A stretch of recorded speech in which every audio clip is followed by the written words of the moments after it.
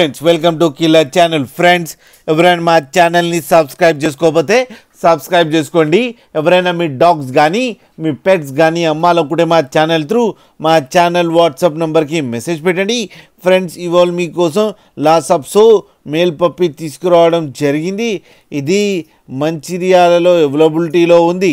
And దీని owner ఏం చెప్పారంటే వీలైతే ట్రాన్స్పోర్టేషన్ ఫెసిలిటీ అయితే ఒక 10 కిలోమీటర్స్ దాకా అయితే ప్రొవైడ్ చేయగలమని చెప్పడం జరిగింది.